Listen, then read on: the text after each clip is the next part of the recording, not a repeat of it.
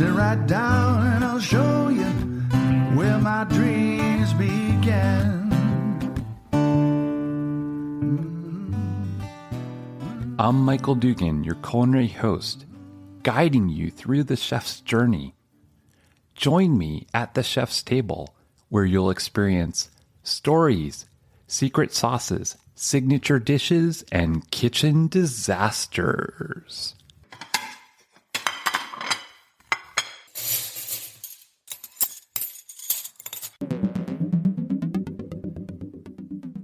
Welcome back to Cooking Down Under with Jodie. We invite you to continue on Jodie's adventure as we interview her on her ranch in rustic Australia, surrounded by kangaroos, dingoes, and exotic birds. We'll get cooking with kitchen disasters and some of her favorite dishes. Can you describe for us what you see around you?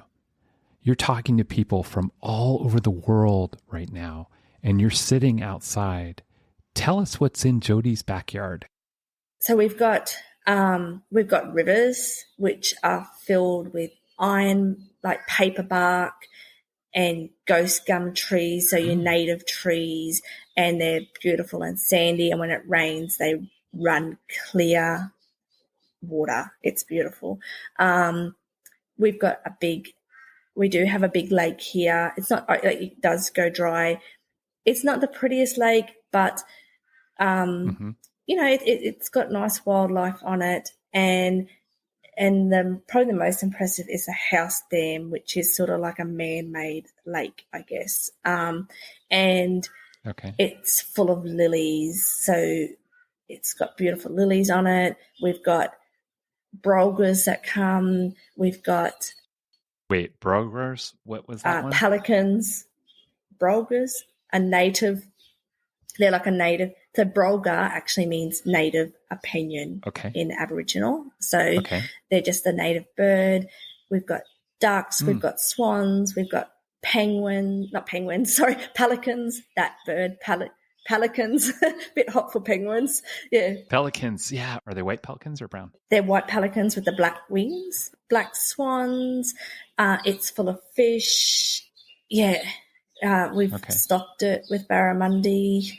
We've got hills, we've got like mountains, and 4 kilometres from the house we've got these hills that are called the Three Sisters, and I like to go walking up there, and you can just overlook the whole property. It's quite beautiful. We've got the best sunsets and sunrises. They're just full of pink and orange, and they're gorgeous. And we've got stars at night time. And when we've got a full moon, the moon is like so bright you could work through the night. Oh, that's wonderful. But what do you have to watch out for? What should, if my wife and I came to visit, she would be scared, as you know, of snakes.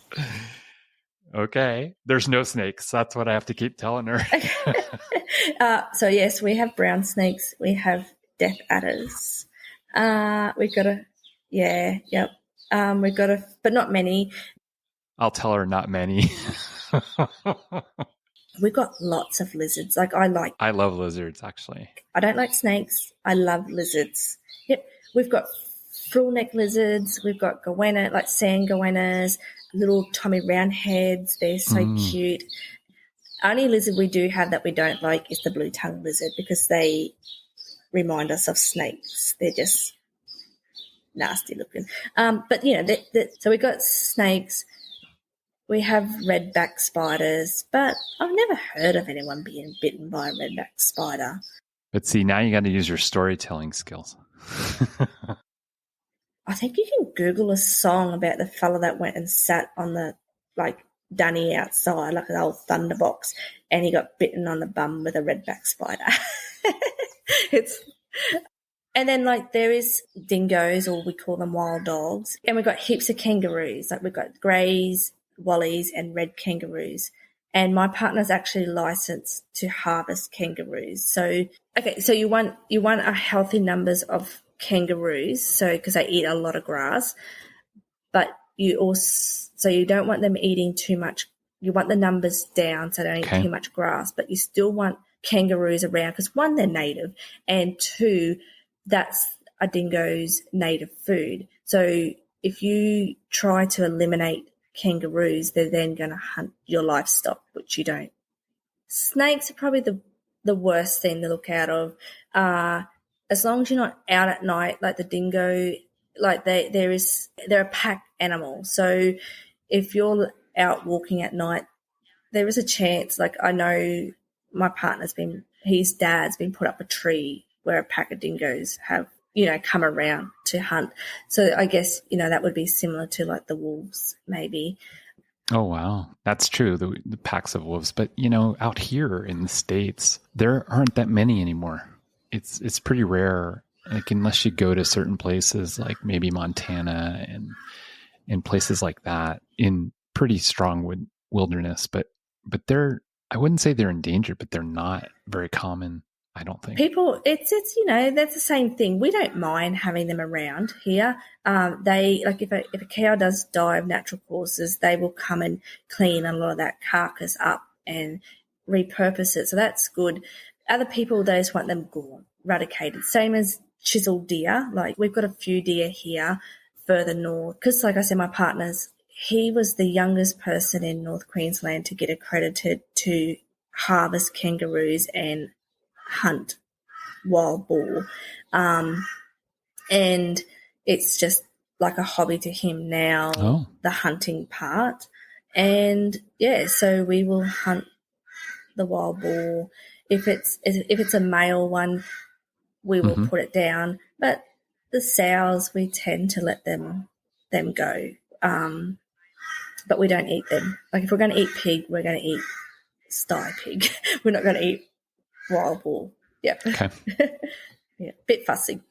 What do you I fish don't for? fish because I get seasick.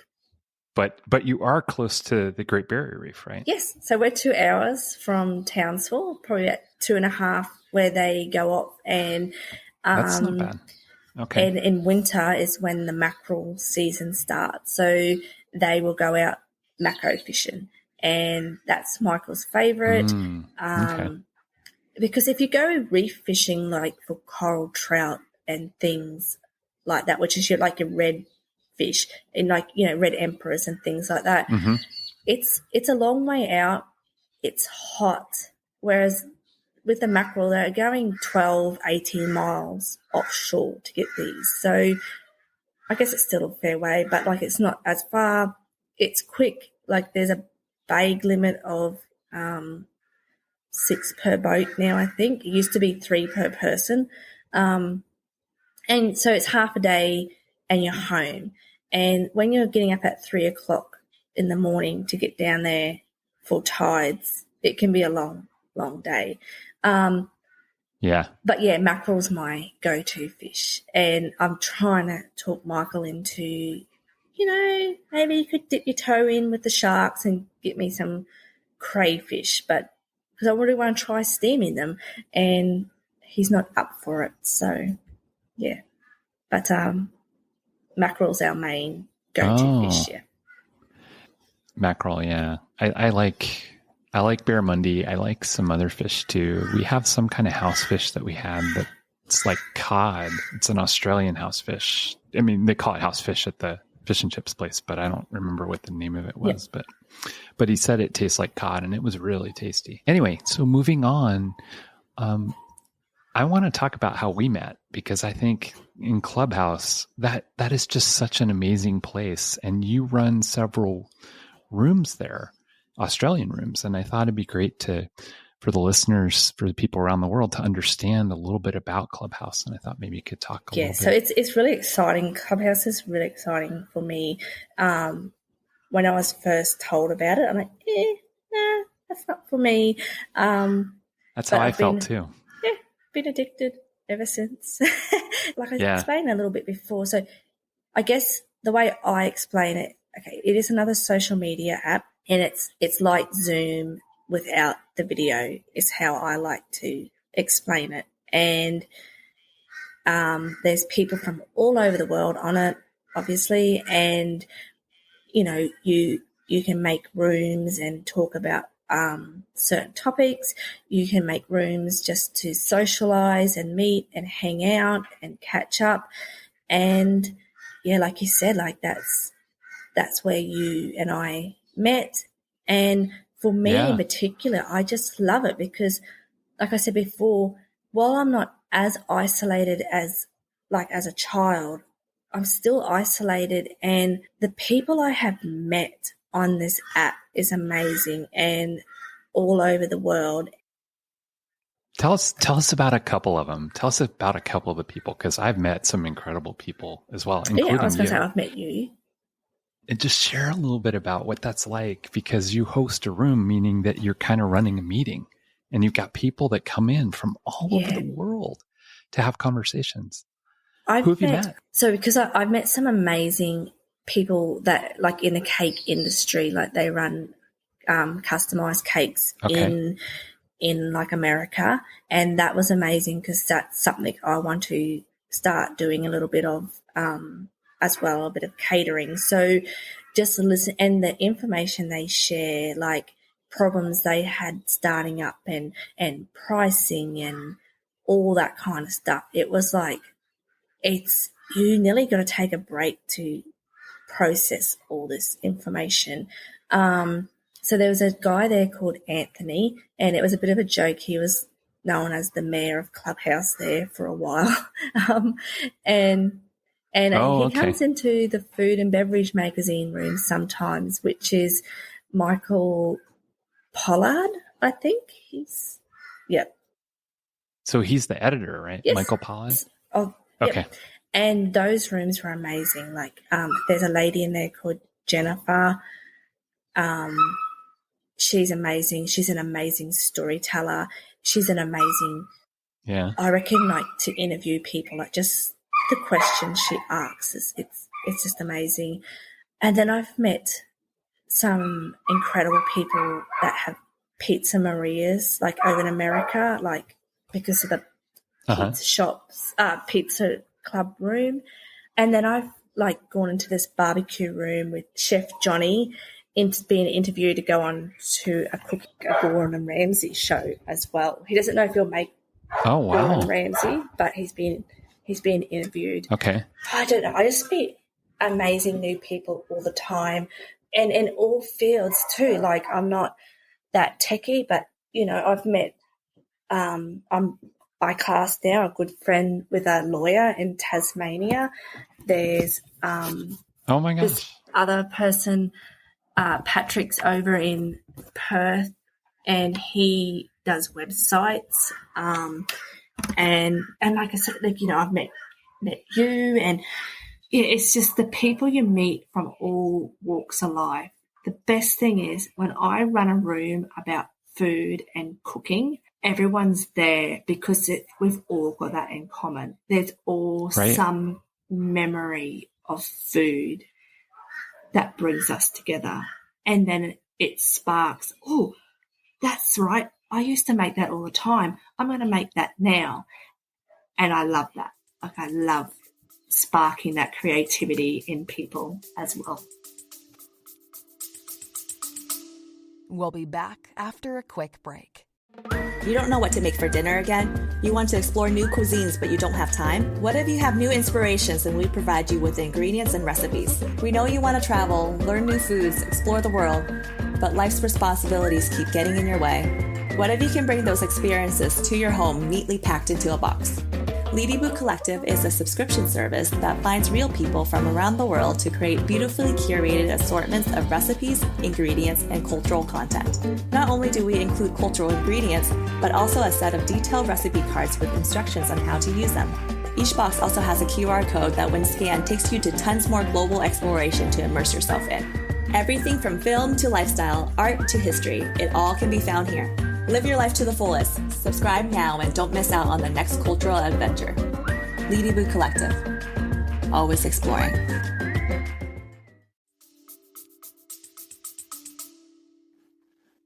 So if you're listening and you're standing on the sidelines and you're wondering about this app called Clubhouse, I think we both agree that you should just jump in and join. Exactly. And and come to one of Jodie's Australian rooms because it's so engaging and so interesting to have these conversations, and you'll feel like a part of the family.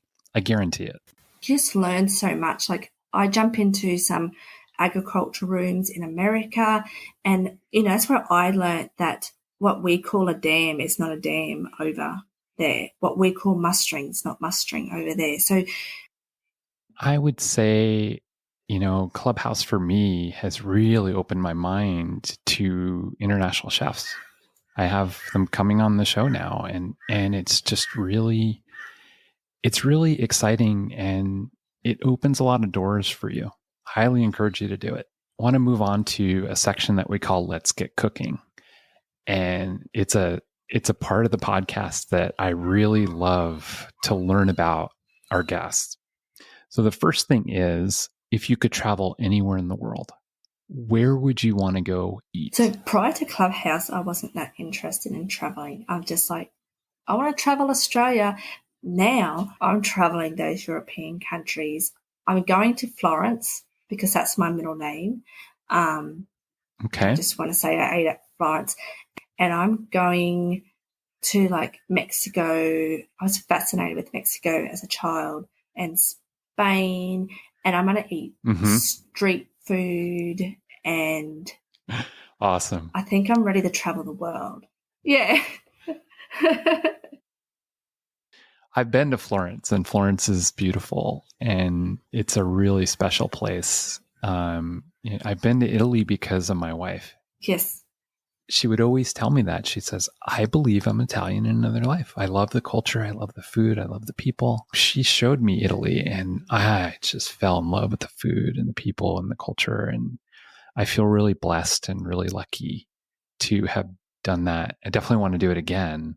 But right now, I think I'm going to put it on hold for a little while. My thing is, it has to be a local so they can show you all those little gems, like those little family-owned bakeries that are down the back street that the tourists don't normally know about, and the ones that will take you in and happy to show you, right, to get the story, because the history of where food and things come from also fascinates me as well. And that's something I'm passionate about, not getting lost. I don't want skills and stories to be lost about where our food, or how our food has evolved over the years. I don't know if you'd listened to La Spiga yet, but I think you would really identify with La Spiga. And I'm not going to spoil it, but I'll just tell you that Chef Sabrina Tinsley, who is the executive chef of La Spiga in Seattle, Washington, it's probably the top Italian restaurant in all of Seattle.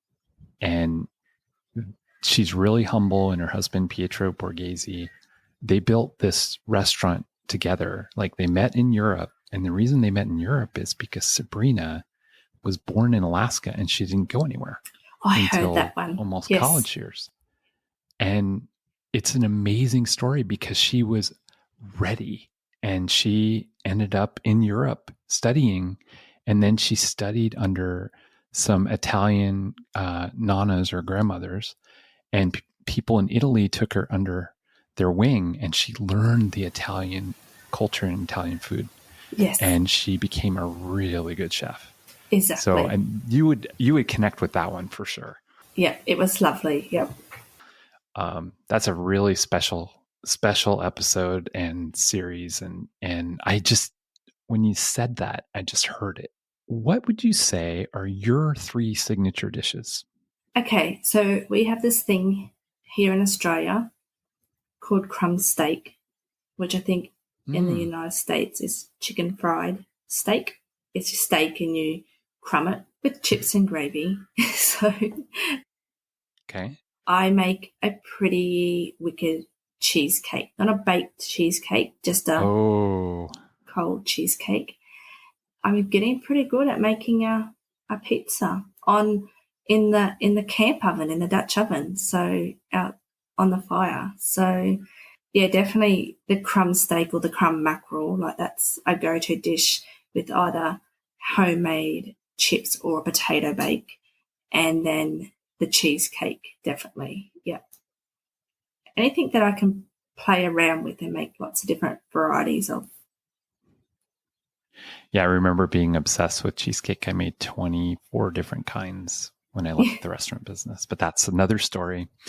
But I was just obsessed. I wanted to taste every flavor that you could mix with a cheesecake. Exactly. And, that's what happens. It's definitely what happens. One of my favorite questions is, you shared one earlier about marshmallow, but can you share a kitchen disaster with us? Okay, so one day, and like I said, I'm not the most patient person. That's coming with age. I'm making this layered chocolate cake. So I come up with this jelly, and it's going to be chocolate, like a buttercream, like a ganache or like a buttercream. And then I was going to cut this layer of jelly out, like a mixed berry jelly, and I'm going to layer it all up. And it was just for us, so it's not like it was for anyone particular. And it's just a sloppy mess as I'm assembling this because I haven't let nothing set. I just want it assembled so I can take a photo and feed people. And I was putting stuff away and spun around, and half of it was on the floor as a sloppy mess. And the other half, I just put in nice looking, wine glasses and some custard and turned it into a trifle. So that's another lesson too. So just be ready to pivot and change directions if something doesn't turn out the way you're planning or expecting it to, unless it's a total disaster. When I left, I was trying to make sweet chili pulled pork in the slow cooker, and we went visiting, and by the time I come home, it had cooked dry, totally dry in the slow cooker. So there was nothing I could do to save that. So, yeah. Yeah, so it's what it is, you just move on. And then I always ask our chef's guests this. I always get interesting responses. So what would be your desert island dish? What dish would you take from anywhere to a desert island? If you had your last meal, you're stuck on an island, and this is the dish that you want to eat, what would it be? It's going to be a grilled rump steak with a chicken Caesar salad to go with it. Yeah.